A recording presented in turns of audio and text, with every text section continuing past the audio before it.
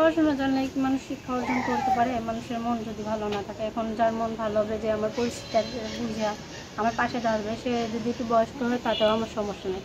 আমার পরিস্থিতিটা বুঝে। আমার বর্তমানে 3 মাসের ঘর ভাড়া আটকে আছে। আমার ধরেন চুলা জ্বালাইতে গেলে ঘর ভাড়া দিতে পারে না, ঘর ভাড়াতে গেলে চুলা জ্বালাইতে পারে না, এরকম অবস্থা।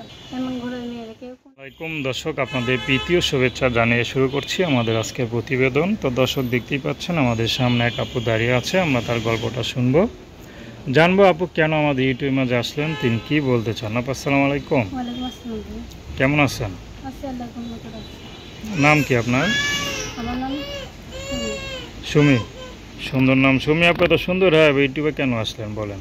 হ্যাঁ, প্রতিবেদনে কি মানুষ বিষয় আছে, সুখে আসছে নাকি বাধ্য হয়ে প্রতিবেদনের সামনে আসছে। তো আপনার কে বাধ্য করলো এখানে আসতে? পরিস্থিতির কারণে বাধ্য হয়ে আসছে। কি পরিস্থিতি চলতেছে যে ইউটিউবে আসা লাগলো, অন্য কোনো জায়গা নাই? কী করবো ভাই, এখন আমি ছোটোবেলা থেকে অনেক কষ্ট করে হয়েছি। দাদি আমার মানুষ করছে, পড়াশোনা করতাম। এসএসসি দিয়েছি 2024-এ, টাকার জন্য কলেজে ভর্তি হতে পারিনি। আচ্ছা, আমি একটা দোকানে কাজ করতাম, সেলাই মেশিনের দোকানে। দিন 250 করে টাকা পাই, ওইটা দিয়ে আমার কোনো মতো সংসার চলতেছে। তার মধ্যে দাদি শরীরটা অনেক খারাপ, অসুস্থ।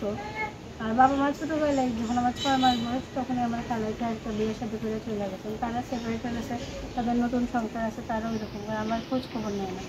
দাদির কাছে থাকি, দাদির লালন পালন করে। তো বর্তমানে কি করেন? বর্তমানে অনেক আর্থিক সমস্যায় পড়ে ধরেন বাধ্য হয়ে প্রতিবেদনের সামনে আসা। বিয়ে শাদী করবেন? বিয়ে শাদী তো করার ইচ্ছে আছে, এখন ভালো কোনো মানুষ পেলে বসে জায়গা করবো। আমার তো আর্থিক অবস্থা অনেক খারাপ ভাই। আমার 3 মাসের ঘর ভাড়া আটকায় আছে। আমার বাসায় বাজার সরাই নেই। আমার ট্রান্সফারটা ছিল, ওইটা একজনের কাছে বন্ধ করে দিয়ে আছে। টাকার জন্য আমি তাদের চিকিৎসা করাইতে পারতেছি না, অনেকটাই খারাপ হয়েছে। পড়াশোনা করছেন কোন পর্যন্ত? এসএসসি পর্যন্ত। আর পড়াশোনার ইচ্ছা ছিল? ছিল ভাই, কিন্তু টাকার জন্য কলেজে ভর্তি হতে পারলাম না, বললাম না। 14,000 টাকার জন্য কলেজে ভর্তি হতে পারিনি। তো এখন যদি কেউ আপনাকে সহযোগিতা করে, আপনি কি পড়াশোনা চালিয়ে যাবেন? ইচ্ছা তো আছে, এখন কেউ যদি আমার পাশে থাকে। আমি চাই যে কেউ একজন আমার পাশে থাকুক, সে যদি আমার দায়িত্ব নেই সম্পূর্ণ, আমার সমস্যাগুলো সমাধান করে আমার পাশে থাকে। আমার ইচ্ছা আছে তার সাথে বিয়ের সাথে করে সংসার করার। আচ্ছা, সে যদি সাহায্য করেন, আপনার পাশে থাকতে চায়, আপনি তাকে রাখবেন তো? অবশ্যই রাখবো। আমি চাই একটু ভালো মানের মানুষ।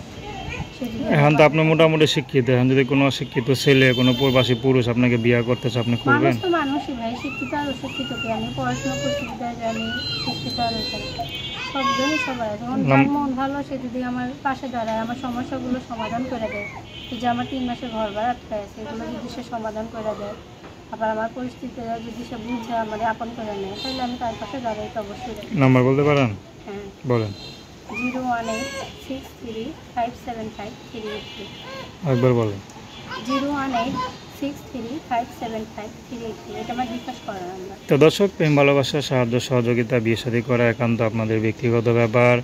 আসুন আমরা 5 ওয়াক্ত নামাজ পড়ি, সর্বদাই দেশের সেবা করি। আসসালামু আলাইকুম।